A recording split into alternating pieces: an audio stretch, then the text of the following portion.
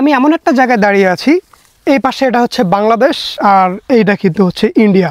এই যে জমিগুলো দেখতে পাচ্ছেন এটা কিন্তু ইন্ডিয়ার মধ্যে পড়েছে। আমি যদি এখানে পা দেই আমি কিন্তু অলরেডি ইন্ডিয়াতে চলে এসেছি। আর এই পাশে যদি আমি আসি এটা হচ্ছে বাংলাদেশ।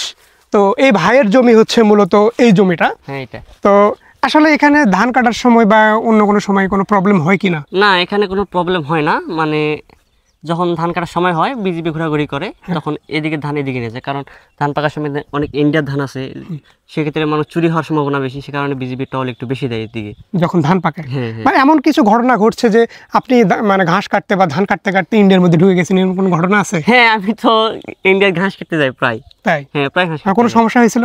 সমস্যা তেমন সমস্যা হয় না, মানে ওরা তার কাটার কাছ থেকে একটু দূরে যাইতে বলে আর কি, তার মধ্যে কোনো সমস্যা করে মানে না। এটা কি বিজিবিরা বলেন না বর্ডার না, বিএসএফরা বলে। বিএসএফরা বলে হ্যাঁ। যে আপনারা কাছে আসবেন না? হ্যাঁ, কাছে আসবেন না, দূর থেকে কি করবেন করেন, ইন্ডিয়াতে ঢুকবেন না এরকম বলে। তারপরও ঘাস কাটার জন্য যায় আর কি। ও, আর একটা কথা, আমরা যে দূরে দেখতে পাচ্ছি ওখানে মানে ওরা একটা লাইন করে রাখছে ইন্ডিয়া এবং বাংলাদেশের। তো ওদের মানে লাইনটা এখানে, বাট এত দূর পর্যন্ত জমিটা কিভাবে হলো এটা আমি আসলে বুঝতেছি না। আচ্ছা, আন্তর্জাতিক নিয়ম আছে, আইনটা হচ্ছে যে 150 গজ সীমানা রাখতে হয়। 150 গজ সীমানা রেখে যদি কেউ ঘিরতে চায় বা তার কাটা দিতে চায়, সে 150 গজ সীমানা রাখতে হবে। যেমন আমরা বাড়ির জন্য 1.5 ফিট করে রাখি, ঠিক সেরকমই এখানেও ওরা ঘিরছে 150 গজ ফাঁকা রেখে। আমরা যদি কোনো সময় দিতে চাই আমাদের বর্ডার, তাহলে আমাদেরকে 150 গজ ফাঁকা রাখতে হবে। হ্যাঁ, এটা হলো বর্ডার লাইন, আন্তর্জাতিক নিয়ম আর কি।